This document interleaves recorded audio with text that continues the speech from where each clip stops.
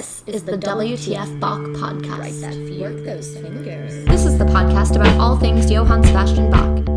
Brought to you by Evan Shinners. WTF Bach. Brought to you by Evan Shinners. Join WTF Bach as he guides your mind through a contrapuntal journey. And now here's WTF Bach.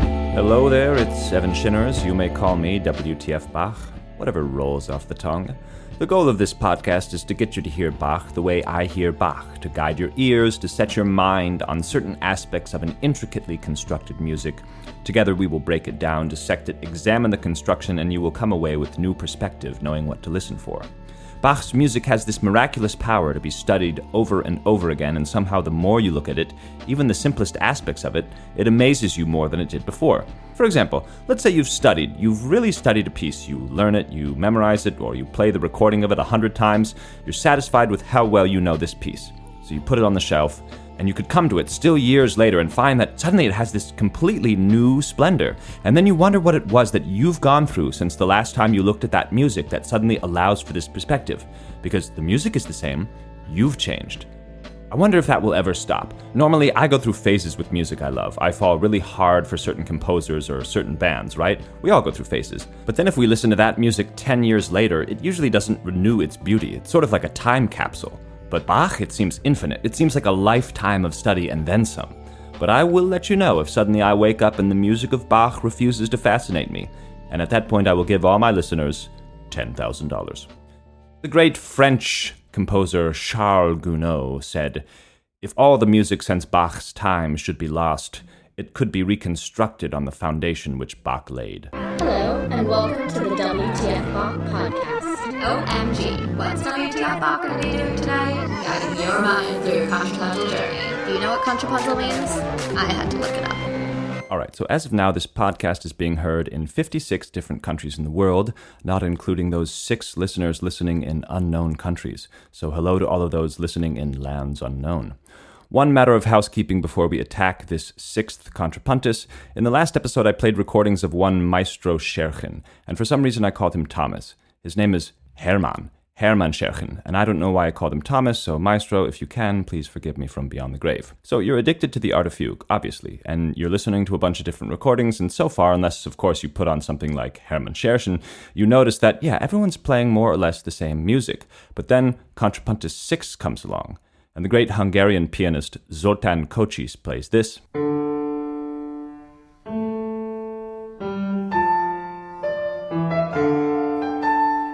Tatiana Nikolayeva, for whom Shostakovich wrote his preludes and fugues, plays this.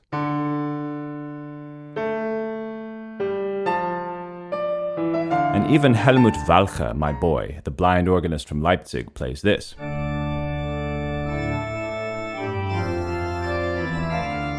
Now what we're listening for is that rhythm.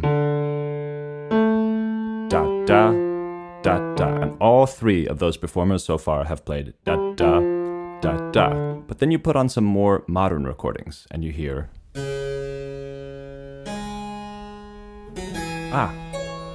What's this? Did you hear that? That was in Baroque pitch. It's played a bit lower. He played in the left hand. Da-da, da-da. Okay, so that's Davitt Moroney, harpsichordist. Let's hear French pianist Pierre-Laurent Aimard. He too, with this dotted rhythm. So you rush to the score, you want to clarify this. What did Bach write? Did he write da-da, or did he write ba-da? Well, it looks like Bach wrote da-da. End of confusion. Or is it?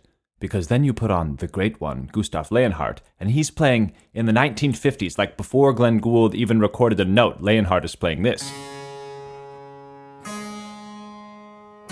Whoa, okay, that's the shortest rhythm of all.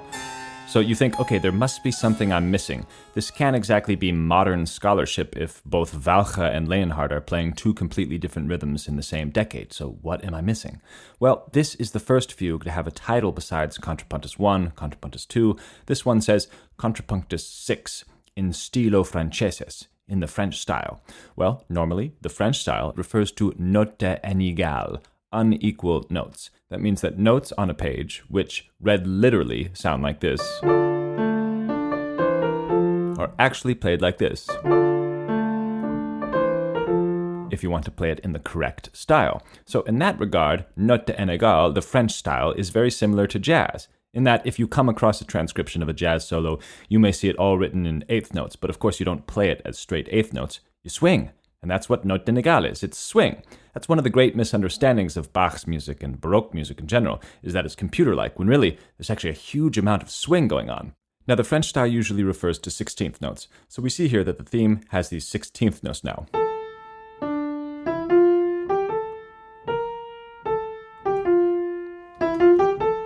So you start swinging out, you play this.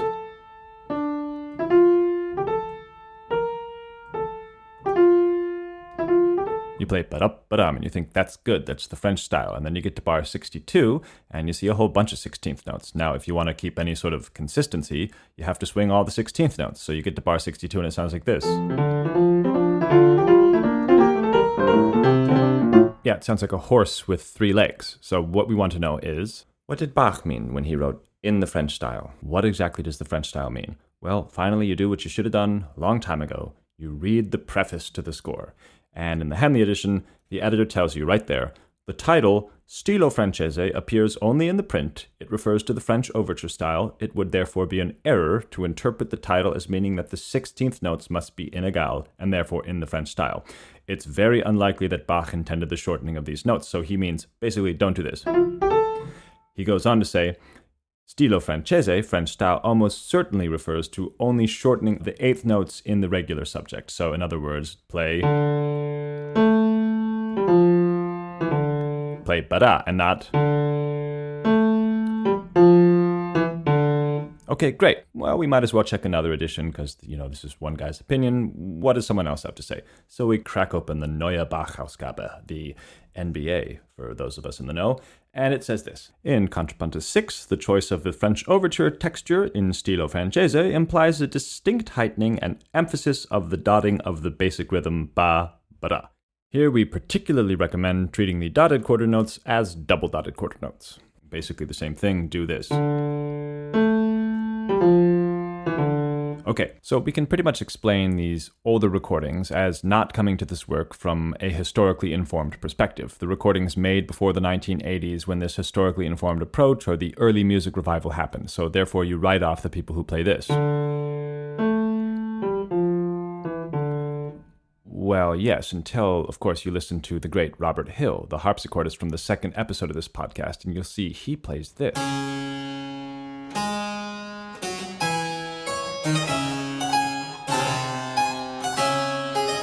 Wow, so he played ba, ba, da, da. Okay, well, that was in 1987. He recorded the Fugue again in 1998. Let's see if he's come to his senses.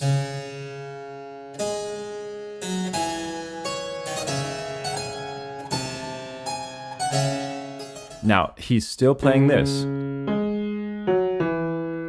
And there's no way that an expert such as Robert Hill is unaware that the modern trend is to play this. So why does he still play it this way? Well, this one I can't answer, so I emailed him, and I hope he gets back to me soon so I can share it with you. Now, how about that editor of the Henley edition who recommended not doing this? Well, that happened to be Davitt Moroney, who you heard earlier played this. But his teacher was Gustav Leonhardt. Now, remember when I talked about the three-legged horse sort of running that crooked race at bar 62? Well, listen to Leonhardt.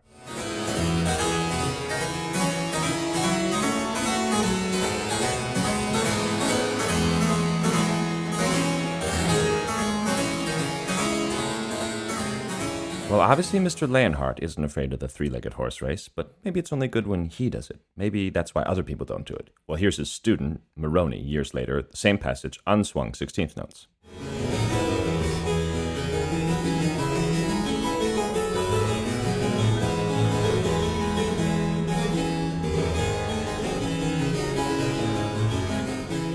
Right, isn't this fascinating? We have three experts in their field, Robert Hill, Gustav Leonhardt, Davitt Moroney, and Robert Hill also studied with Leonhardt, and they're playing it completely differently. Well, we'll get to the bottom of this, but first let's look at the construction of this fugue, and not just the scholarship. Write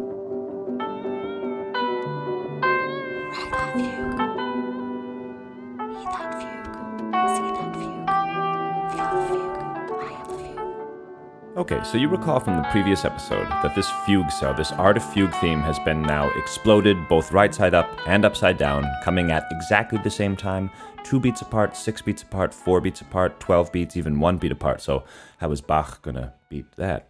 Well, he's demonstrated pretty much that no matter how you bring in this subject, in whatever direction, at whatever time, it works. He's got this DNA which can overlap itself or be rotated in any way, and all the results are beautiful. So you're Bach, and you're thinking, what else can I do to this little cell? Well, what you haven't done yet is bring in this subject at 2 different speeds. 2 different speeds. Right, this is the 6th fugue here, and all of the previous 5 fugues have seen the theme traveling at, well, let's call it 1x speed, or 100% speed. Every single first note of each fugue has been a half note.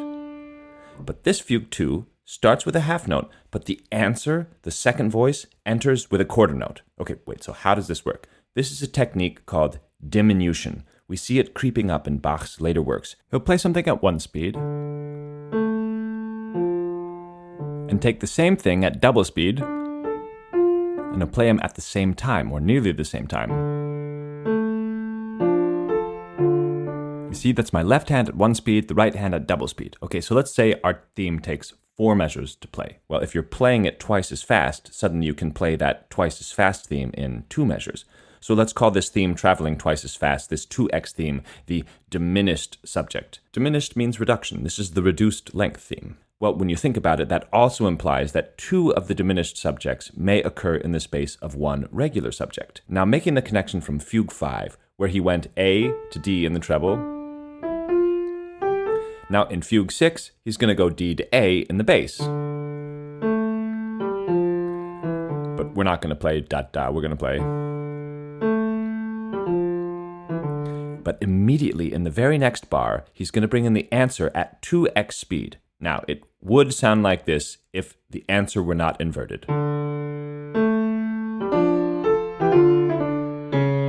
But because of this sort of parallel octave here, he brings it in inversion. So this will become this. That's the diminished subject in my right hand, and now we'll have the 1x subject in the left hand. And it's combined.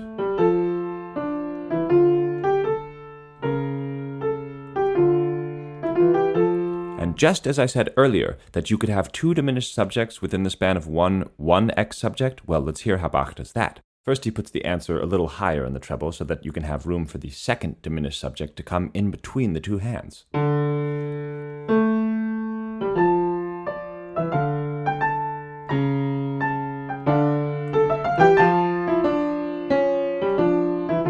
So did you hear that? Those were the 2 diminished subjects sort of up high, coming one after the other.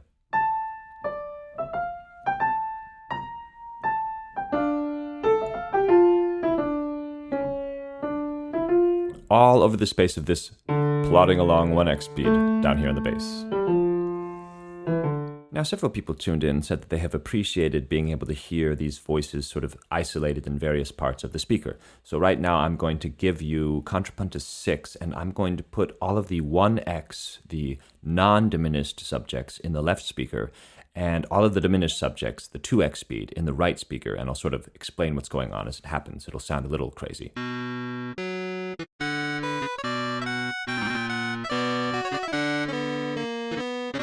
Okay, we had regular in the bass there and 2 diminished subjects in the 2 top voices. Okay, here we have the regular in the alto in your left speaker and a diminished one in your right speaker now. A small episode where nothing will happen. Then we have diminished subject in the bass going upside down and regular in the tenor going right side up and diminished 2x speed in the soprano. Stay with me, stay with me. Here we have an interesting thing. Just a theme in the tenor, alone, all by itself. And this will be answered by the alto in regular speed with the tenor in inversion and diminution. Small episode, and now tenor, 1x speed, alto, upside down, 2x speed.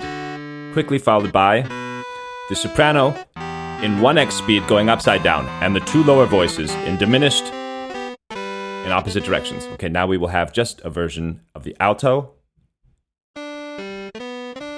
diminished, with nothing else around it, And now the bass in inversion in 1x speed.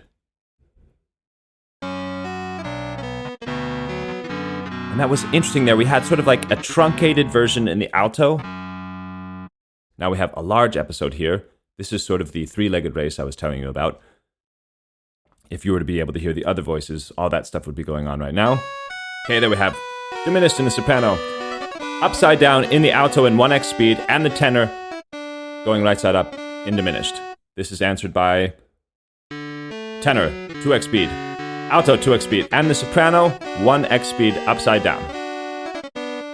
Okay, we are coming to the finale of the fugue here, and we will have one more soprano going upside down at 1x speed, and the tenor and the alto both going right side up in 2x speed with that bass drone there.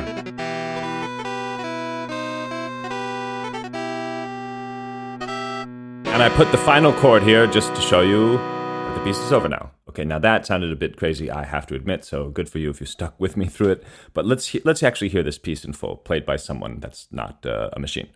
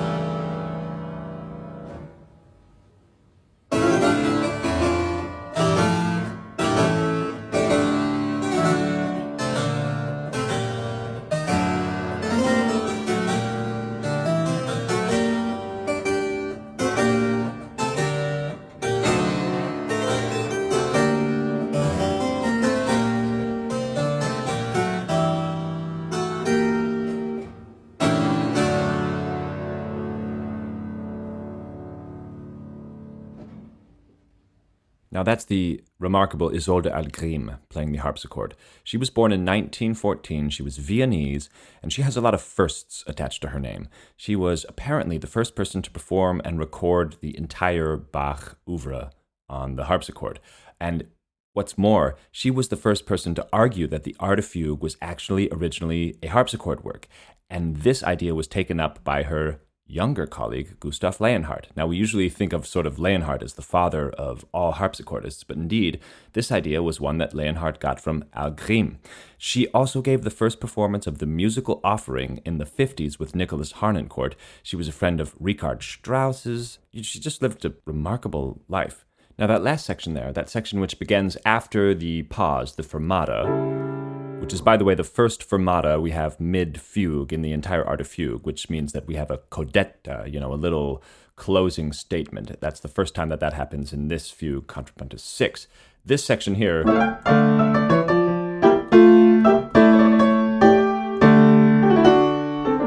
well, you see, that section, it's often cited as being unplayable on the keyboard. It's people who are looking for proof that the Art of Fugue was not written for a specific instrument, and they go to this specific passage and say, you see, you can't play it there on two hands.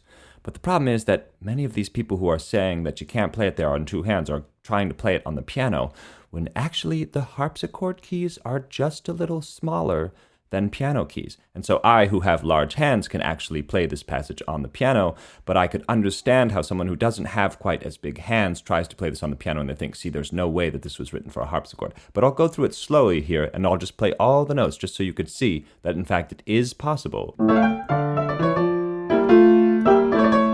Okay, here we go. The left hand has to hold this D for a very long time.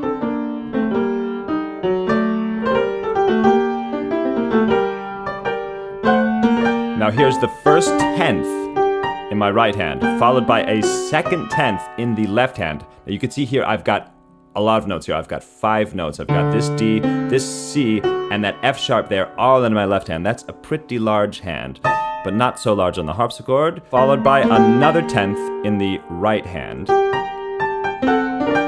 The D is re-struck, sort of to prove that, in fact, it is written for the harpsichord. It re-resonates that D.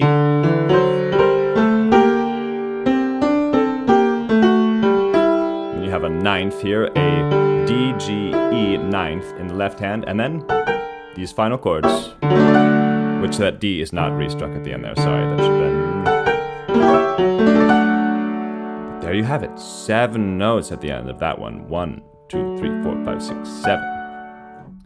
The point is, I'm not playing any pedal there. I'm not using any pedal to sustain any of the notes, but, technically on the modern piano, you could smack down that middle pedal and just sustain it with this D, and then play the rest of the passage unfettered. Now, there is a lot more to say about this fugue, especially regarding the revision, you see, because what happened was Bach sent this fugue to the publisher. The publisher started making the engravings in copper, and then Bach continued to work on this later, even while it was being put into the copper. And so there are all these revisions which come up from the manuscript, which is talked about in the research of that guy, Gregory Butler, I was telling you about. So, Gregory Butler, where are you? Come on my show. Come on, man. It's hard to get in touch with you.